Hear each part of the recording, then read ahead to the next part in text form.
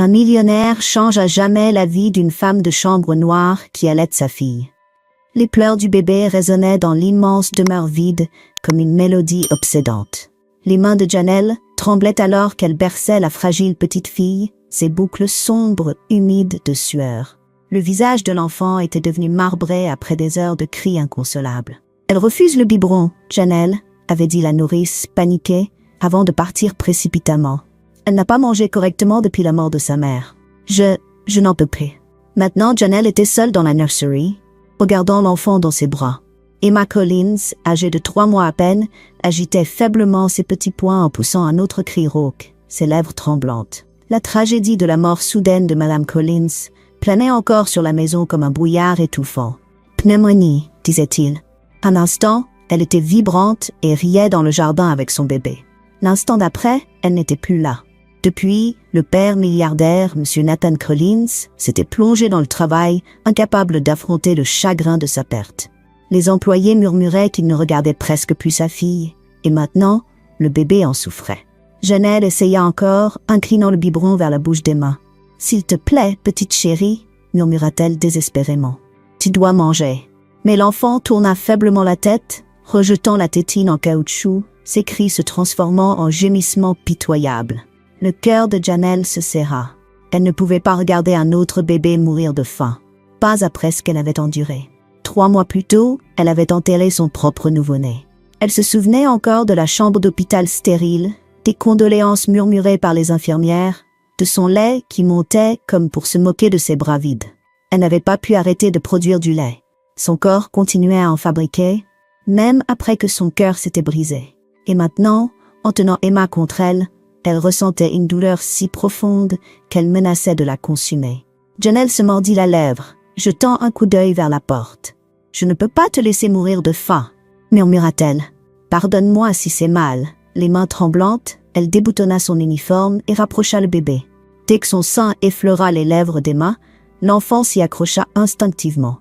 Janelle laissa échapper un léger hoquet alors que la succion faible du bébé devenait plus forte, son petit corps se détendant pour la première fois en des heures. Les larmes brouillèrent la vue de Janelle alors qu'elle caressait la joue d'Emma. « C'est ça, ma chérie », murmura-t-elle. « Mange, reste en vie. Ta maman n'est plus là, mais moi, je suis là. » Elle était tellement concentrée sur l'enfant qu'elle n'entendit pas les pas qui approchaient. Janelle, la voix grave et inconnue, la figea sur place. Elle tourna lentement la tête. Dans l'embrasure de la porte se tenait M. Collins, son costume impeccable comme toujours, mais ses yeux perçants écarquillés de choc. Pendant un instant, personne ne parla.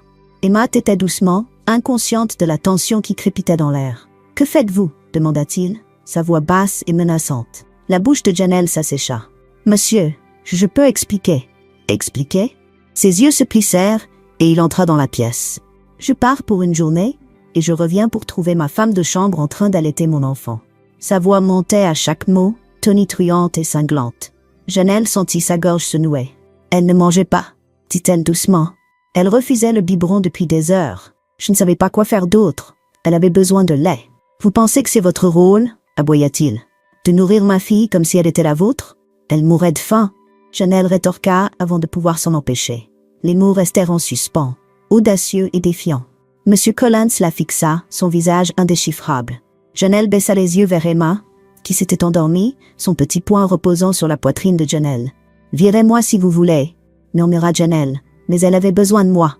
Collins prit une profonde inspiration, son expression s'adoucissant un instant alors qu'il regardait sa fille. « Vous m'avez caché ça, dit-il, sa voix plus calme maintenant.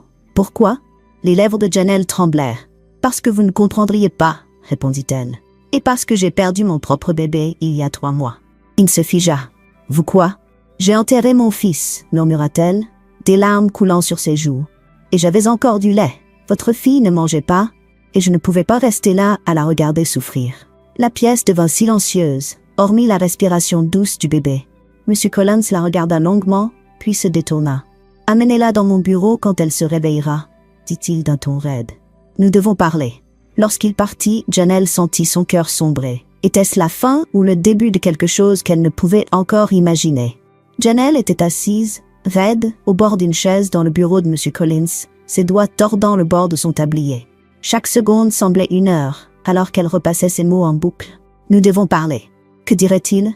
Allait-il crier, la renvoyer, appeler la police? Le bruit de ses pas lourds fit bondir son estomac. Il entra lentement, fermant la porte derrière lui avec un clic discret. Emma dormait paisiblement dans ses bras, inconsciente de la tempête qui couvait autour d'elle. Monsieur Collins se tenait près de la fenêtre, contemplant les vastes jardins de la propriété pendant un long moment avant de parler. « Vous ne m'avez pas demandé, » dit-il, sa voix calme mais avec une pointe qui fit battre le cœur de Janelle. « Je n'avais pas le temps, » répondit-elle doucement. Elle mourait de faim. Elle refusait le biberon. J'ai paniqué. Il se tourna pour lui faire face, ses traits aigus indéchiffrables. Vous avez paniqué et décidé de nourrir mon enfant comme si c'était le vôtre. Janelle déglutit péniblement. Monsieur, je sais que ça semble mal, mais depuis la mort de sa mère, elle refusait tout le monde.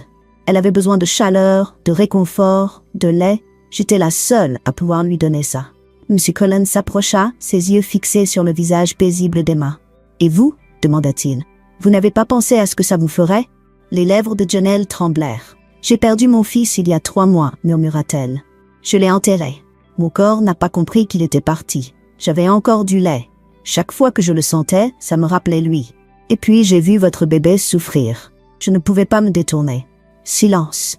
Janelle baissa les yeux, craignant de croiser son regard. Si vous voulez que je parte, je comprends, dit-elle doucement. Mais s'il vous plaît, ne la laissez plus avoir faim.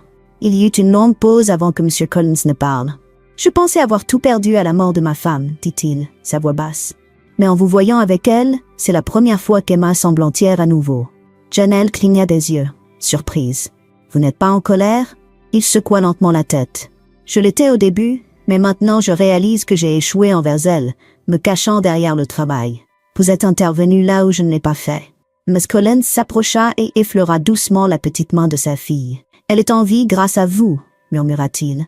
Les yeux de Janelle se remplirent de larmes. Je n'ai fait que ce que n'importe quelle mère ferait, dit-elle. C'est exactement ça, répondit-il doucement. Vous lui avez donné ce dont elle avait le plus besoin, pas seulement de la nourriture, mais de l'amour. Il se redressa et prit une profonde inspiration. Je veux que vous restiez, dit-il fermement. Les yeux de Janelle s'écarquillèrent. Rester? Oui, pas seulement comme femme de chambre, mais comme la soignante d'Emma, sa seconde mère. Le cœur de Janelle battait à tout rompre. « Monsieur, c'est trop. Je ne peux pas. »« Vous l'avez déjà fait, » l'interrompit-il, « et j'ai plus confiance en vous qu'en n'importe qui d'autre. » La nouvelle de la décision de M. Collins se répandit rapidement parmi le personnel. « Vous avez entendu? Il la garde, pas comme femme de chambre, mais comme famille. » Certains murmuraient choqués, d'autres hochaient la tête avec approbation. Quelques semaines plus tard, Janelle était assise sur la terrasse de la demeure, Emma blottie contre sa poitrine. M. Collins observait depuis l'embrasure de la porte, un léger sourire aux lèvres. « Vous l'avez sauvée ?» dit-il. Janelle leva les yeux, son regard doux. « Elle m'a sauvée aussi ?» répondit-elle. Pour la première fois en des mois, la demeure semblait à nouveau un foyer. Et pour Janelle, une femme qui pensait avoir tout perdu, c'était le début d'un nouveau chapitre qu'elle n'aurait jamais imaginé. Si vous avez aimé cette histoire, n'oubliez pas de lui donner un pouce levé et de cliquer sur le bouton d'abonnement pour d'autres récits émouvants, dramatiques et inattendus. Dites-nous dans les commentaires d'où dans le monde vous regardez. Nous aimons avoir de vos nouvelles. À la prochaine. Restez bienveillants, curieux et continuez à regarder.